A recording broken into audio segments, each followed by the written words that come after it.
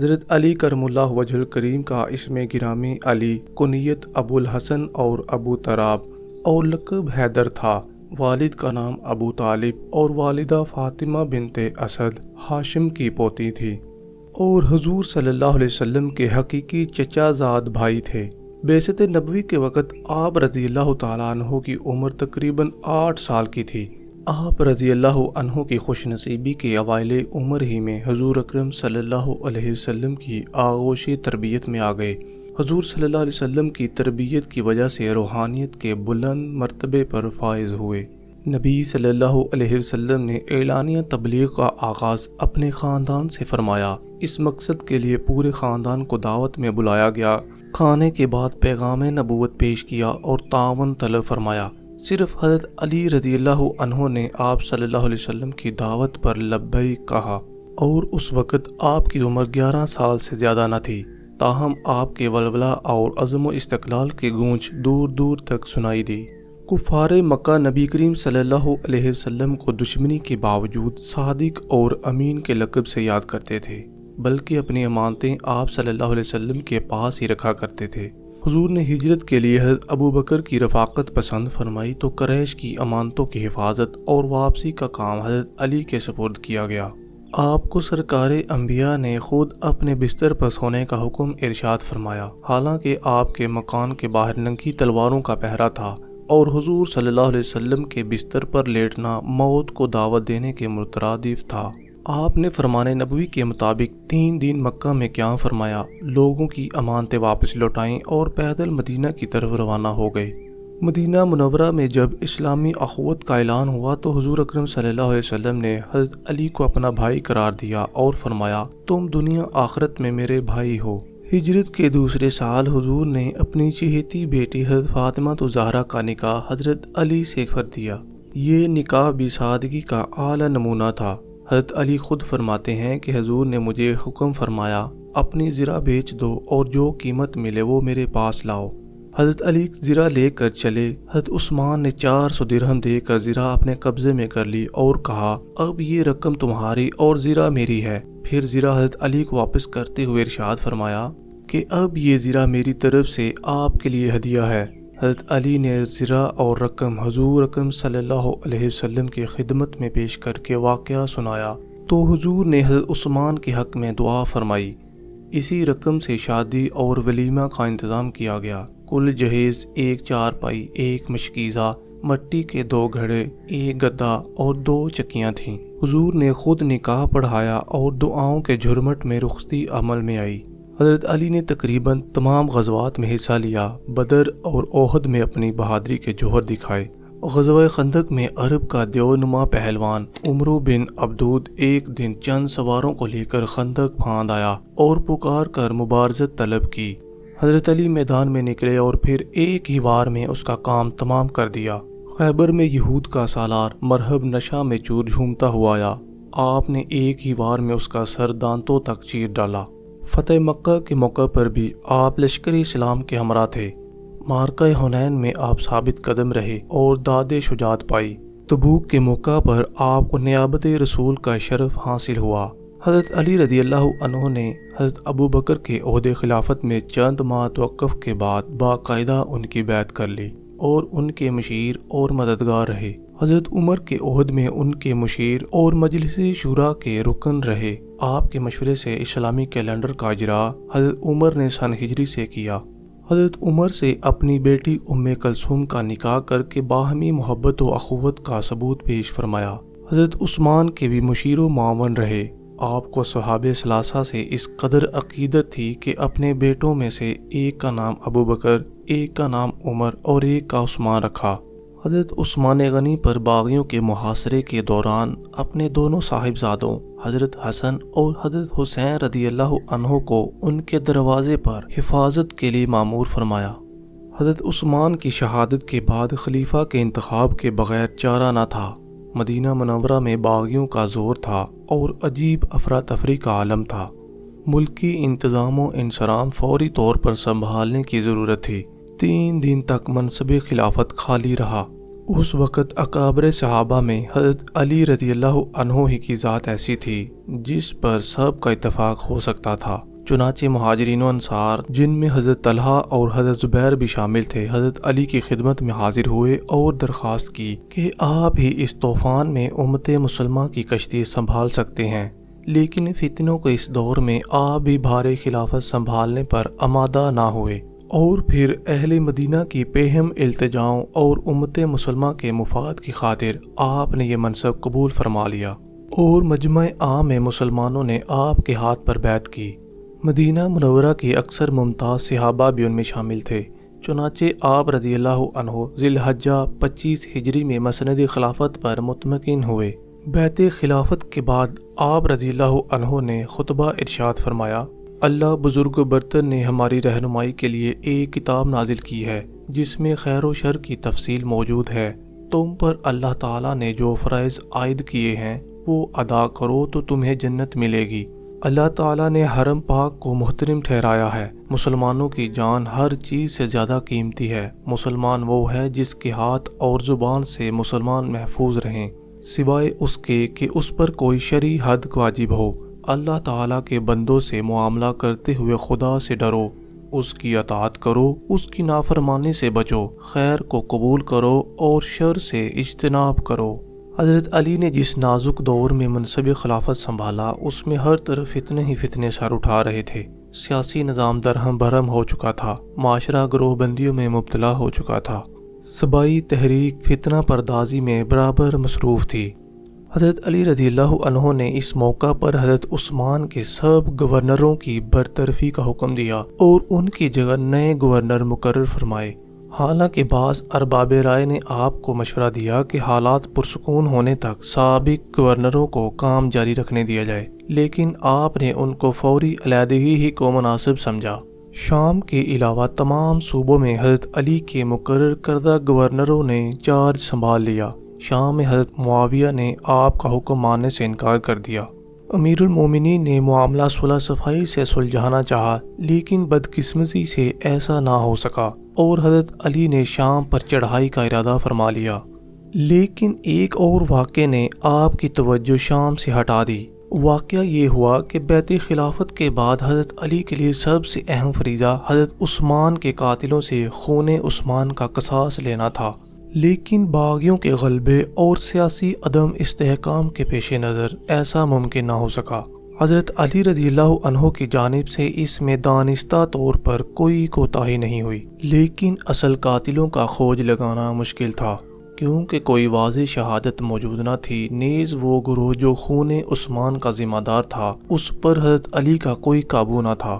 لیکن شہادت عثمان کا غم عوام کے علاوہ خاص کے دلوں میں گہرے نقوش رکھتا تھا، اور وہ حضرت علی کی مجبوریوں سے قطع نظر قصاص چاہتے تھے۔ حضرت طلحہ اور حضرت زبیر نے بھی حضرت علی سے قصاص کی ضرورت پر گفتگو کی، لیکن جناب امیر کی یہ مجبوری بھی تھی کہ قاتلین عثمان جس جماعت میں گھسے ہوئے تھے وہ حضرت علی کے ہاتھ پر بیعت کر چکے تھے۔ قصاص میں تاخیر کی وجہ سے صحابہ میں خود قصاص لینے کا خیال پیدا ہوا، جس کے نتیجے میں جنگ جمل ہوئی۔ جنگ جمل 36 ہجری میں ہوئی، جس کا واقعہ یہ ہوا تھا کہ حضرت علی رضی اللہ عنہ جب امیر معاویہ رضی اللہ عنہ سے مقابلے کی تیاریوں میں مصروف تھے تو دوسری طرف اس سے بھی سنگین صورتحال پیدا ہو گئی، یعنی حضرت ام المومنین عائشہ صدیقہ رضی اللہ تعالی عنہا قصاص عثمان کا مطالبہ لے کر میدان میں نکل آئیں۔ وہ حج کے لیے مکہ مکرمہ گئی ہوئی تھیں۔ وہاں انہیں حضرت عثمان کی اندوہناک شہادت اور مدینہ میں فتنہ فساد کی داستانیں سنا کر قصاص عثمان کا مطالبہ کرنے کی دعوت دی گئی۔ ام المومنین کی دعوت پر 3000 آدمیوں کی ایک جماعت تیار ہو گئی۔ ام المومنین حضرت ام سلمہ نے بذریعہ خط حضرت عائشہ کو اس ارادے سے باز رہنے کی تلقین کی اور اس عمل کو آپ کی شان کے خلاف قرار دیا، لیکن حضرت عائشہ نے اپنے اقدام کو حق بجانب سمجھا۔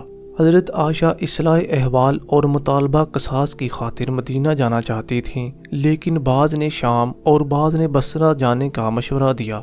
چنانچہ بصرہ کو روانگی کا فیصلہ ہو گیا۔ مسلمان اس موقع پر زار و قطار رو رہے تھے، لیکن شرپسندوں کا ایک گروہ ساتھ ہو لیا جس کا مقصد جنگ کے لیے آگ بھڑکانا تھا۔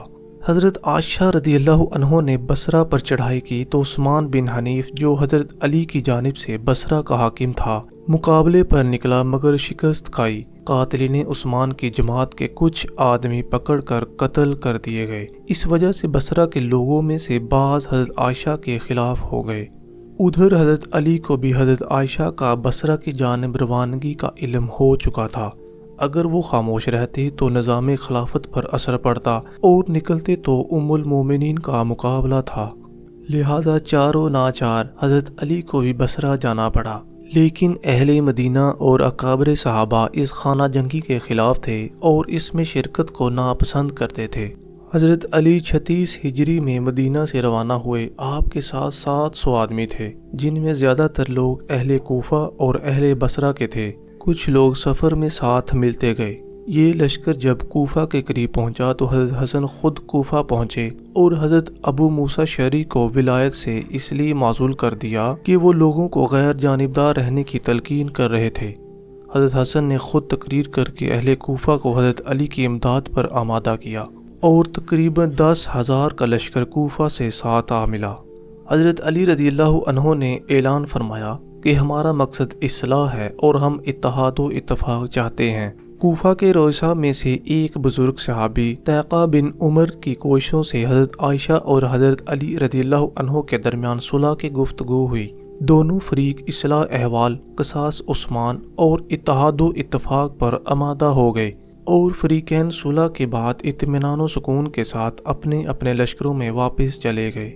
مدینہ منورہ سے ہی کوفہ و بصرہ کے صبائی فتنہ پرور حضرت علی کے ساتھ آئے تھے۔ انہیں اس صلح میں اپنی موت نظر آئی۔ انہوں نے رات کو خفیہ مشورے کیے اور رات کے پچھلے پہر اچانک دونوں فوجوں پر حملہ کر دیا۔ دونوں فوجوں میں ایک دوسرے کے خلاف بد عہدی کی بدگمانی پھیلائی گئی، اور حضرت علی اور حضرت عائشہ کے بار بار روکنے کے باوجود ہنگامہ بڑھتا گیا۔ حالانکہ ارباب اختیار اور اکابر صحابہ اس کے سخت خلاف تھے، لیکن صبائی سازش اس موقع پر بھی کامیاب رہی اور دیکھتے ہی دیکھتے خونریز جنگ شروع ہو گئی۔ ہنگامہ خیز جنگ کے دوران حضرت علی کی نظر حضرت زبیر پر پڑی۔ آپ نے یاد دلایا کہ رسول اللہ صلی اللہ علیہ وسلم نے فرمایا تھا کہ ایک دن تم ان سے ناحق الجھو گے۔ حضرت زبیر نے فرمایا ہاں مجھے یاد آ گیا۔ چنانچہ وہ میدان جنگ سے الگ ہو کر واپس لوٹے، لیکن ایک صبائی نے عین حالت نماز میں انہیں شہید کر دیا۔ حضرت زبیر کو واپس جاتے دیکھ کر حضرت طلحہ نے بھی واپسی کا ارادہ کیا، مگر مروان بن حکم نے انہیں تیر کا نشانہ بنا کر شہید کر دیا۔ جنگ شدت سے جاری تھی۔ حضرت علی نے محسوس کیا کہ جب تک حضرت عائشہ کا اونٹ ان کے لشکریوں کو نظر آ رہا ہے جنگ بند نہ ہوگی۔ چنانچہ انہوں نے ایک آدمی کو بھیجا کہ حضرت عائشہ کی اونٹ کی ٹانگیں زخمی کر کے اسے گرا دے۔ چنانچہ ایسا ہی کیا گیا۔ اونٹ زخمی ہوا اور نیچے گر پڑا۔ یہ دیکھ کر حضرت عائشہ کی فوج نے جنگ بند کر دی۔ حضرت علی کی طرف سے اعلان کیا گیا بھاگنے والوں کا تعاقب نہ کیا جائے، کسی کا مال نہ لوٹا جائے، جو شخص ہتھیار پھینک دے یا گھر کا دروازہ بند کرے وہ مامون ہے۔ یہ اعلان ہوتے ہی حضرت علی کی فوج نے بھی ہاتھ روک لیے۔ جنگ ختم ہوئی تو حضرت علی نے حضرت عائشہ کے بھائی محمد بن ابی بکر کو ان کی حفاظت کے لیے بھیجا۔ بصرہ میں انہیں ایک محل میں ٹھہرایا گیا۔ چند دن کے بعد امیر المومنین حضرت علی خود ام المومنین حضرت عائشہ رضی اللہ عنہ کی خدمت میں حاضر ہوئے۔ مزاج پرسی کی۔ حضرت عائشہ نے فرمایا اللہ ہم دونوں کو معاف فرمائے۔ یہی کلمات حضرت علی نے بھی دہرائے۔ حضرت علی نے بصرہ کی 40 خواتین اور ان کے بھائی کے ہمراہ حضرت عائشہ کو نہایت ادب و احترام کے ساتھ مدینہ کو روانہ فرمایا، اور روانگی کے وقت خود حاضر ہوئے اور چند میل تک احتراماً ان کے ساتھ گئے۔ روانگی کے وقت حضرت عائشہ نے لوگوں سے فرمایا میرے بچوں یہ جنگ غلط فہمی کا نتیجہ تھی، اب ہمیں ایک دوسرے کے خلاف رنجش ختم کر دینی چاہیے۔ شاہ محی الدین ندوی کے قول اس جنگ کا آغاز صبائی فتنہ انگیزیوں سے اور خاتمہ فریقین کی صفائی قلب پر ہوا۔ خصوصاً حضرت عائشہ عمر بھر اس واقعے پر نادم رہیں اور اس کا تذکرہ سن کر رونے لگتیں اور فرمایا کرتیں کاش میں آج سے 20 سال پہلے فوت ہو گئی ہوتی۔ حضور صلی اللہ علیہ وسلم کے بعد مسلمانوں میں یہ پہلی خانہ جنگی تھی جس میں ایک خون کا بدلہ لینے کے لیے 10,000 افراد کا خون ہوا، اور اس کے بعد دارالخلافہ مدینہ منورہ کی بجائے کوفہ قرار پایا۔ حضرت علی نے حرم نبوی کو آئندہ فتنہ و شر سے بچانے کے لیے دارالخلافہ مدینہ سے کوفہ منتقل کر دیا۔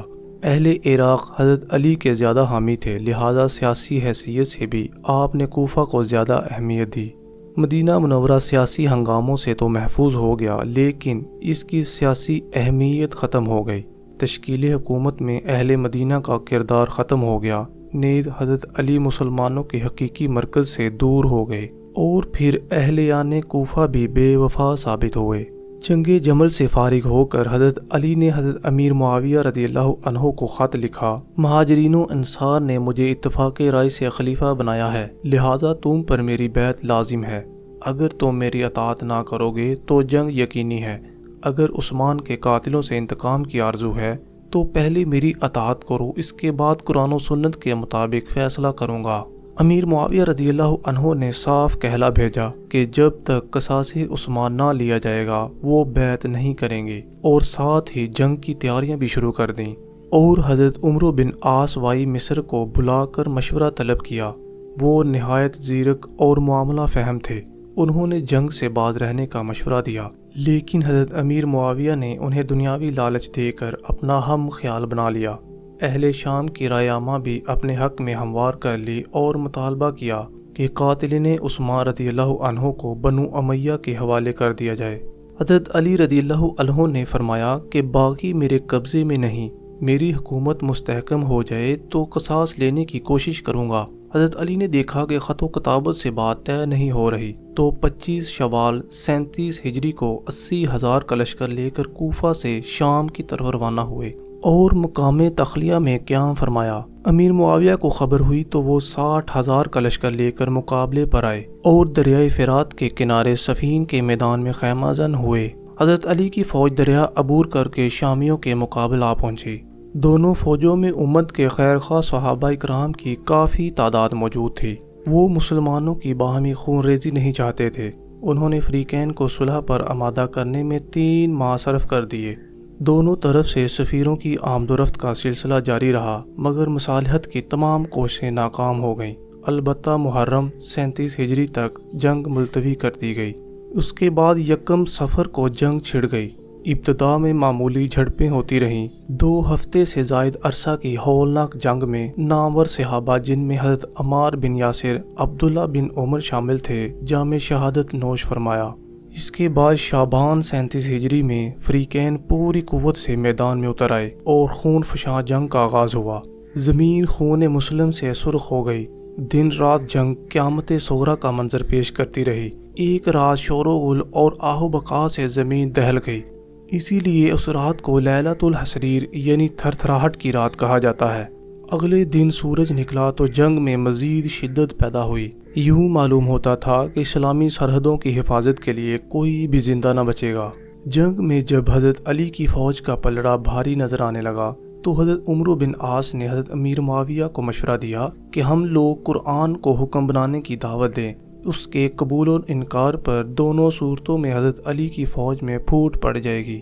چنانچہ دوسرے دن شامی قرآن نیزوں پر بلند کیے میدان میں آ گئے اور بلند آواز سے پکارے، ہمارے اور تمہارے درمیان یہ کتاب ہے، آؤ دونوں فریق اس کے فیصلے کو تسلیم کر لیں۔ یہ تجویز نہایت کارگر ثابت ہوئی اور حضرت علی کی فوج نے لڑائی سے ہاتھ روک لیے۔ حضرت علی اور ان کے دور اندیش جرنیلوں نے اپنی فوج کو سمجھایا کہ یہ ایک جنگی جال ہے، اس فریب میں نہ آئیں اور جنگ جاری رکھیں، مگر وہ نہ مانے اور کہا کہ اگر آپ نے قرآن کے حکم کو نہ مانا تو ہم آپ سے جنگ کریں گے۔ اس طرح حضرت علی کو مجبوراً جنگ بند کرنا پڑی اور یہ فیصلہ ہوا کہ دونوں اطراف سے ثالث مقرر کر لیے جائیں۔ حضرت امیر معاویہ کی طرف سے حضرت عمرو بن عاص نامزد ہوئے اور حضرت علی کی فوج نے حضرت ابو موسیٰ شعری کو ثالث مقرر کیا۔ یہ نہایت شریف النفس سادہ لوح تھے اور عمرو بن عاص کی سیاست کو نہ سمجھ سکتے تھے، اسی لیے حضرت علی نے حضرت عبداللہ بن عباس اور اشتر نخعی کا نام پیش کیا، لیکن انہیں تسلیم نہ کیا گیا اور ابو موسیٰ شعری ہی علوی فوج کی طرف سے ثالث بنے۔ دونوں ثالثوں نے دومتل جندل میں اکٹھے ہو کر جو معاہدہ تیار کیا اس کی اہم دفعات درج ذیل ہیں۔ ثالث کتاب و سنت کی روشنی میں جو فیصلہ کریں گے وہ فریقین کے لیے لازمی قبول کرنا ہوگا۔ جو فریق انکار کرے گا ثالث اور عام مسلمان اس کے خلاف دوسرے فریق کی مدد کریں گے۔ اگر فیصلہ کتاب و سنت کے خلاف ہو یا اس میں جانبداری پائی جائے تو اس کی پابندی ضروری نہ ہوگی۔ فیصلے کے اعلان تک جنگ بند رہے گی اور امن و امان برقرار رکھا جائے گا۔ اس معاہدے پر فریقین کے تمام ممتاز لوگوں نے دستخط کیے۔ اس کے بعد ماہ رمضان 37 ہجری دونوں ثالث جمع ہوئے اور گفت و شنید کے بعد یہ طے پایا کہ دونوں حضرات یعنی حضرت علی اور حضرت امیر معاویہ معزول کر دیے جائیں اور مسلمانوں کو اپنی مرضی سے نیا خلیفہ منتخب کرنے کا حق دیا جائے۔ دوسرے دن مسجد میں فیصلہ سننے والوں کا ہجوم تھا۔ دونوں ثالثوں نے باری باری فیصلے کا اعلان کیا۔ پہلے حضرت موسیٰ شعری نے اعلان کیا، میں علی اور معاویہ دونوں کو معزول کرتا ہوں، آئندہ تم جسے چاہو اپنا خلیفہ بنا لو۔ ان کے بعد عمرو بن عاص نے اپنا فیصلہ سنایا، ابو موسیٰ نے اپنے آدمی علی کو معزول کر دیا ہے، میں بھی انہیں معزول کرتا ہوں، لیکن اپنے آدمی معاویہ کو برقرار رکھتا ہوں۔ یہ فیصلہ سن کر حضرت ابو موسیٰ شعری نے سخت احتجاج کیا، لیکن اب تیر کمان سے نکل چکا تھا اور اس کی تلافی کی کوئی صورت نہ تھی۔ حضرت علی رضی اللہ عنہ نے اس فیصلے کو قرآن و سنت کے خلاف قرار دے کر تسلیم کرنے سے انکار کر دیا، جبکہ حضرت معاویہ کے ساتھیوں نے انہیں باقاعدہ خلیفہ تسلیم کر کے بیعت بھی کر لی۔ اس کا نتیجہ یہ نکلا کہ حضرت علی رضی اللہ عنہ نے شامیوں کے خلاف ایک اور جنگ کی تیاری شروع کر دی، کیونکہ وہ اس فیصلے کو برحق نہیں سمجھتے تھے۔ ملک میں خانہ جنگی کا ایک سیلاب امڈ آیا۔ خلافت دو حصوں میں بٹ گئی۔ حضرت معاویہ جنگ سے پہلے ایک صوبے کے گورنر تھے، پھر وہ کئی علاقوں کے حکمران بن گئے، اور حضرت معاویہ کو لشکر کی تیاری اور دفاعی انتظامات کا موقع مل گیا۔ اسلام میں پہلی مرتبہ خارجیوں کے نام سے ایک گروہ بھی وجود میں آیا۔ خارجی کہلانے والا یہ تیسرا گروہ اس طرح وجود میں آیا کہ جنگ صفین میں امیر معاویہ نے اپنی کمزوری کا احساس کرتے ہوئے حضرت علی کے سامنے تحکیم یعنی ثالثی کی تجویز پیش کی، یعنی دونوں گروہوں میں سے ایک ایک آدمی منتخب کیا جائے اور وہ دونوں جو فیصلہ کریں اس پر عمل کیا جائے۔ حضرت علی رضی اللہ عنہ اولاً اس کے خلاف تھے، مگر ساتھیوں کے مجبور کرنے پر رضامند ہو گئے۔ جب ثالث مقرر کرنے کا وقت آیا تو حضرت علی کے بعد ساتھیوں نے اعتراض کیا کہ دین کے معاملے میں کسی آدمی کو ثالث مقرر کرنا جائز نہیں، بہتر یہ ہے کہ آپ اس تجویز کو مسترد کر دیں۔ آپ نے فرمایا، میں عہد کر چکا ہوں، اب اس کی خلاف ورزی نہیں کر سکتا۔ اس وقت تو یہ لوگ خاموش ہو گئے، لیکن کوفہ پہنچ کر یہ لوگ حضرت علی سے الگ ہو گئے اور ان کی بیعت کو فسخ کر کے اپنا الگ امیر چن لیا، اور اس طرح وہ خوارج کہلائے۔ انہوں نے بہت سے سادہ لو مسلمانوں کو اپنا ہم خیال بنا لیا اور اپنے آپ کو خوب منظم کر لیا۔ یہ گروہ حضرت علی اور حضرت معاویہ دونوں کے خلاف تھا۔ اس طرح شیعان علی اور شیعان معاویہ کے بعد مسلمانوں میں ایک تیسرا گروہ خارجیوں کے نام سے پیدا ہو گیا، جس کی وجہ سے امت مسلمہ کو ناقابل تلافی نقصان پہنچا۔ اس گروہ کا ایک نظریہ یہ تھا کہ دینی معاملات میں انسان کو حکم یعنی ثالث بنانا کفر ہے، اور جو لوگ ایسے فیصلوں کو قبول کرتے ہیں وہ واجب القتل ہیں۔ وہ حضرت علی رضی اللہ عنہ کو پہلے خلیفہ برحق سمجھتے تھے اور ان کی اطاعت کو ہر مسلمان کے لیے لازمی قرار دیتے تھے، اور ان کی نافرمانی کرنے والوں کو اپنا دشمن اور واجب القتل تصور کرتے تھے۔ اس لیے حضرت معاویہ اور ان کے حامیوں کو گردن زدنی کے لائق سمجھتے تھے اور ان کے ساتھ کسی قسم کی صلح کرنا کفر خیال کرتے تھے۔ وہ سمجھتے تھے کہ حضرت علی نے چونکہ ان سے مصالحت کرنے اور جنگ صفین میں حکم قرآنی میں ثالث بنانے کا جرم کیا ہے، اس لیے اب ان کی خلافت جائز نہیں رہی، لہٰذا ان کے خلاف بھی جہاد ضروری ہو گیا ہے۔ اپنے مقصد کو بروئے کار لانے کے لیے یہ عقیدہ بھی بنا لیا کہ حاکمیت صرف اللہ تعالیٰ کی ہے، تمام مسلمان برابر ہیں، اس لیے ان پر کوئی حاکم نہیں ہو سکتا، لہٰذا خلیفہ یا خلافت کی ضرورت نہیں۔ حکومت کے اختیارات ایک عوامی کونسل کے پاس ہونے چاہیے جو عوام کی نمائندہ کرے۔ کوفہ، بصرہ اور مدائن میں ان کے قائد کی اشاعت ہونے لگی، جو ان کی بات نہ مانتا اسے قتل کر دیتے۔ نتیجہ یہ ہوا کہ خارجیوں کی تعداد کافی بڑھ گئی۔ کوفہ کے خارجی خفیہ طور پر نہروان پہنچ گئے اور باقی مقامات کی جماعتوں کو بھی دعوت دی کہ وہ بھی نہروان میں اکٹھے ہوں۔ چنانچہ وہاں خارجیوں کا ایک بہت بڑا اجتماع ہو گیا، جو 38 ہجری میں جنگ نہروان کا باعث بنا۔ جنگ نہروان کا پس منظر یہ ہے کہ جب جنگ صفین کے آخر پر خوارج کا ظہور ہوا تو حضرت علی نے خارجیوں کو خط لکھا، ہم نے حکمین کے فیصلے یعنی ثالثوں کے فیصلے کو تسلیم نہیں کیا اور شام پر حملے کرنے کی تیاری کر رہے ہیں، لہٰذا شامیوں کے خلاف ہماری مدد کرو۔ اس کے جواب میں خارجیوں نے کہا کہ آپ یہ لڑائی اپنی ذات کے لیے لڑ رہے ہیں، نہ کہ حق کی خاطر، لہٰذا ہم اس میں شریک نہ ہوں گے۔ خارجی دوسرے لوگوں کو بھی حضرت علی کی فوج میں شامل ہونے سے روکنے لگے اور جو ان کے عقائد کی تائید نہ کرتا اسے قتل کر دیتے۔ حضرت علی نے حضرت ابن عباس کو بھیجا کہ انہیں سمجھائیں، لیکن اثر نہ ہوا۔ پھر خود بھی معاملہ سلجھانے کی کوشش کی، لیکن سفارتی کوششیں ناکام ہو گئیں۔ تو پھر اس کے بعد حضرت علی نے 80,000 کے لشکر جرار کے ساتھ نہروان کا رخ کیا، جہاں پر خارجیوں کی اکثریت پہلے سے جمع ہو چکی تھی۔ آپ نے وہاں پہنچ کر کہلا بھیجا کہ تمہاری جماعت کے جن لوگوں نے ہمارے حامیوں کو قتل کیا ہے وہ ہمارے سپرد کر دیے جائیں۔ اس پر خارجیوں نے یک زباں ہو کر کہا کہ ہم سب نے انہیں قتل کیا ہے اور ہم ایسے لوگوں کو قتل کرنا جائز سمجھتے ہیں۔ اس پر حضرت علی خود ان کے پاس گئے اور انہیں سمجھایا، لیکن وہ باز نہ آئے۔ بالآخر مجبور ہو کر حضرت ابو ایوب انصاری کو حکم دیا کہ امان کا جھنڈا لے کر کھڑے ہو جائیں اور اعلان کر دیا کہ جو شخص اس جھنڈے تلے آ جائے گا اسے امان دے دی جائے گی۔ اکثر لوگ جھنڈے تلے آ گئے، کچھ حضرت علی سے جنگ نہیں کرنا چاہتے تھے، وہ واپس کوفہ چلے گئے، بعض اپنے اپنے شہروں کو لوٹ گئے اور مقابلہ کے لیے 4,000 خارجی باقی رہ گئے۔ حضرت علی رضی اللہ عنہ نے اب تک ابتدا نہ کی تھی، مگر خارجی خود لا حکم الا اللہ کا نعرہ لگا کر حملہ آور ہوئے اور بہت بے جگری سے لڑے۔ حضرت علی کی فوج حیران رہ گئی، ان کے اعضاء کٹ کر الگ ہو جاتے مگر وہ آگے ہی آگے بڑھتے جاتے۔ 80,000 کے مقابلے میں 4,000 کی کیا پیش جاتی۔ بالآخر خون ریز جنگ کے بعد شکست کھائی اور ایک ایک کر کے سب قتل ہو گئے۔ اس جنگ میں تمام خارجی مارے گئے یا زخمی ہو گئے، زخمیوں کو ان کے ورثاء کے حوالے کر دیا گیا۔ باغی اور سرکش لوگ اس تحریک میں شامل ہو گئے اور سبائی فرقے کے لوگوں کو بھی خون مسلم سے ہاتھ رنگنے کا موقع مل گیا۔ یہ لوگ سخت سزا کے باوجود بار بار ابھرتے رہے اور بنو امیہ اور بنو عباس کے خلاف منظم سازشوں کے ساتھ مقابلے پر آتے رہے۔ یہی لوگ حضرت علی کی شہادت کا باعث بنے۔ اس کے بعد کچھ عرصہ تک حضرت معاویہ اور حضرت علی کی فوجوں کے درمیان علاقوں پر قبضہ کرنے کے لیے جھڑپیں ہوتی رہیں، لیکن اس مسلسل خانہ جنگی، خون ریزی اور بد امنی سے تنگ آ کر حضرت علی اور حضرت معاویہ نے 40 ہجری میں صلح کر لی۔ اس صلح کی روح سے خلافت اسلامیہ 2 حصوں میں بٹ گئی۔ حجاز و عراق اور مشرق کا پورا علاقہ حضرت علی کے پاس رہا اور شام، مصر اور مغرب کا علاقہ حضرت معاویہ کے حصے میں آیا۔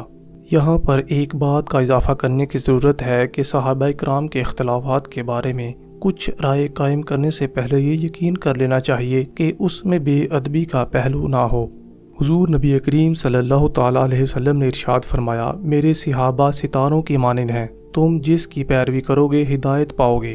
حضرت امام شافعی فرماتے ہیں، یہ وہ خون ہے جس سے اللہ تعالیٰ نے ہمارے ہاتھوں کو پاک رکھا ہے، کیونکہ ہم اس وقت موجود نہ تھے۔ ہمیں چاہیے کہ اپنی زبانوں کو بھی اس خون کے ذکر سے آلودہ نہ کریں۔ خواجہ حسن بصری کہتے ہیں، یہ ایک ایسی لڑائی تھی جس میں صحابہ موجود تھے اور ہم غائب تھے۔ وہ پورے حالات کو جانتے تھے، ہم نہیں جانتے۔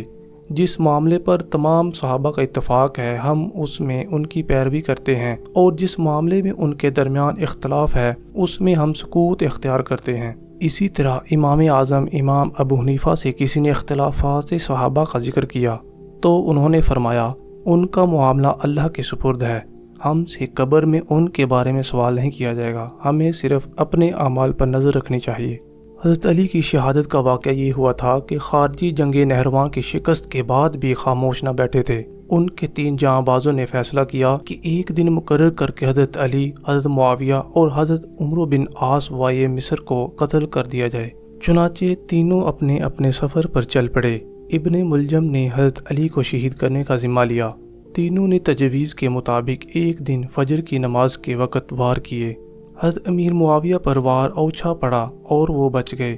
عمرو بن عاص نے اس دن کسی دوسرے شخص کو مسجد میں بھیج دیا، چنانچہ ان کی بجائے وہ آدمی قتل ہو گیا، لیکن حضرت علی کو زہر آلود خنجر کا کاری زخم لگا، جس کے باعث آپ حملے کے تیسرے روز یعنی 20 رمضان 40 ہجری کو رحلت فرما گئے۔ انتقال سے پہلے تاکید کی کہ میرے قصاص میں صرف قاتل ہی کو قتل کیا جائے اور کسی مسلمان کا خون نہ بہایا جائے۔ حضرت حسن اور حسین نے غسل دیا اور حضرت حسن نے نماز جنازہ پڑھائی۔ اور رشد و ہدایت کے اس آفتاب کو کوفہ کے عزی نامی قبرستان میں سپرد خاک کیا گیا۔ انتقال کے وقت آپ رضی اللہ تعالیٰ عنہ کی عمر 63 سال اور عرصہ خلافت 4 سال 9 ماہ تھا۔